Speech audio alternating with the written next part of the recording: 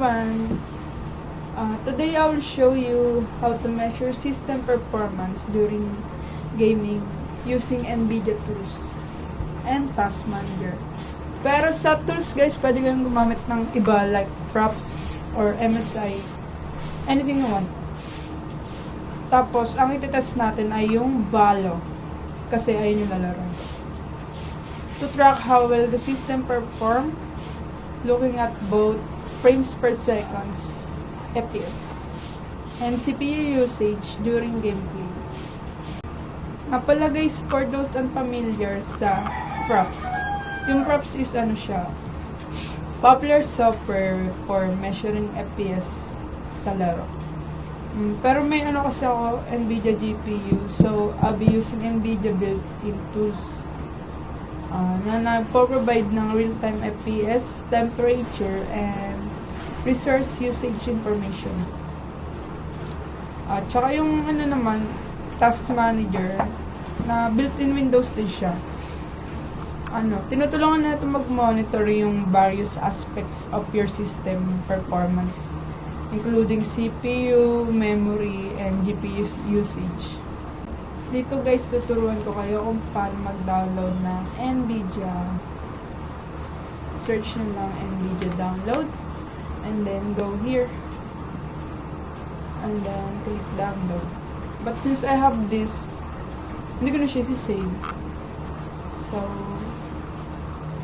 basta ganun na yung procedure. Antayin nyo lang yung download. Once na download nyo na guys, punta kayo dito sa apps. Open nyo lang.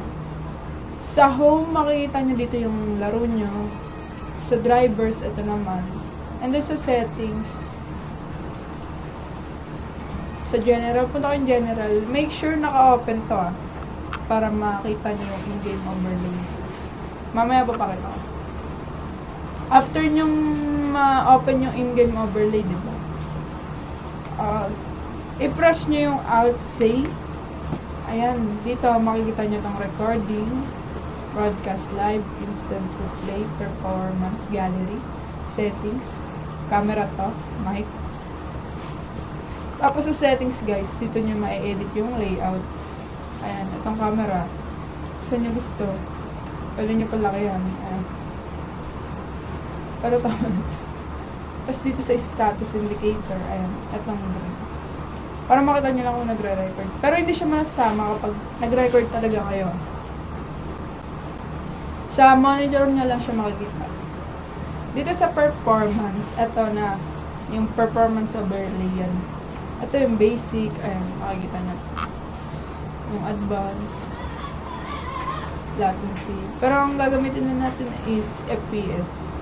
Since wala pa tayong naka-open na games, so hindi pa siya wala pa siya pinapakita na available. Ito, viewers, comments. Ano lang yan kapag nag-live kayo. Next guys, dito, ituturo kung paano i-open yung Task Manager na built-in naman yan. Pwede nyo i-right click dito. Ayan. Pwede nyo rin i-search. And then, pwede nyo rin i-shortcut sa keyboard. Pipindutin nyo lang is Control, Shift, Escape. Labas na siya. Sa processes tab guys, makikita dito yung running application and background processes. And you can monitor din how much CPU, memory, and GPU each process is using real time. Sa performance tab naman guys, here you can see an overview of your system performance for gaming. Ang importante dito guys na section is yung CPU, GPU, and memory. Yung usage niya kung ilang threads ba yung active. Pero kasi dito guys, ang nakikita na active na threads is 4,000. Pangkalatan na yan guys Pero dito sa details, makikita nyo yung active na threads. Gamit lang. Ito, i-click natin itong GTA 5. Ito yung threads niya, 200. Ngayon guys, ilalunch na natin yung Valo. Na popular game ito. Kapag mag-check ka ng performance. Kasi may high resolution din yun eh. Katulad sa mga effects and sa gunfights. So, let's open it.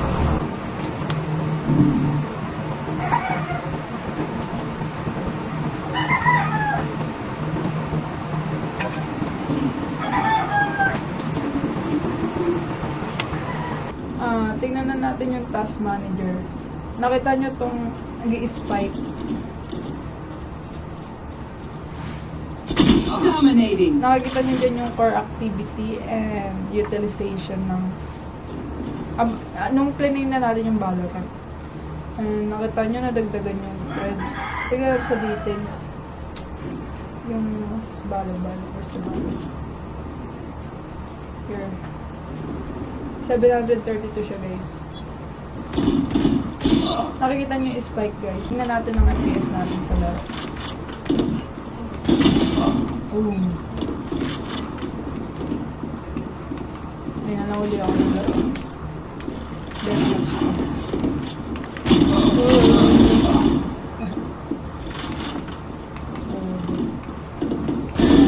Okay, yeah. Tingnan natin mamaya. Umabot na ng 269.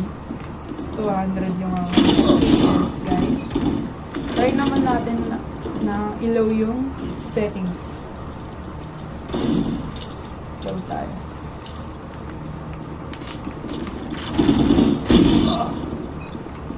Ganun pa rin. Hindi umaangat. Check natin yung spike.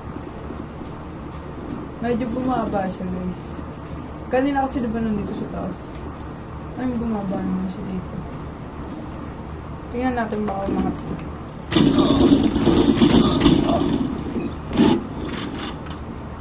Kasi nakaka-apekto rin yung ano eh. Pagre-record. Pero as you can see, magaling pa rin.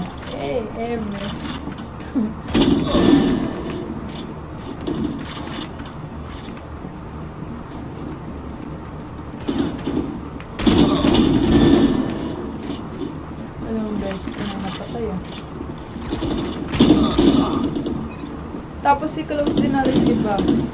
At ang GTA close natin. Tingnan natin kung mababago yung ano. Yung spike. Hello, ang dami yung moves. Natin yung moves. Oh. Ayan guys, umangat na. Ayun, umabot ng 300. Nakita nyo? Sa upper right. Umabot 400.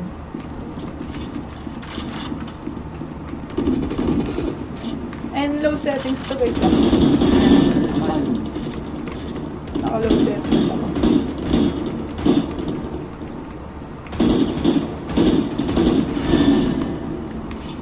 Try natin ang medium. Ilan? 300 to 400 pa din.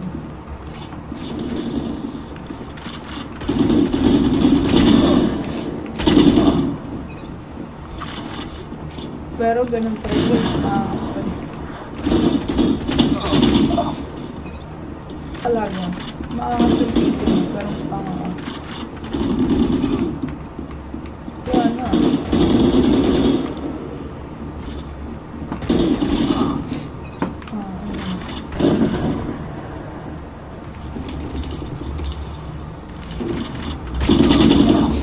Abangan tayo dun guys.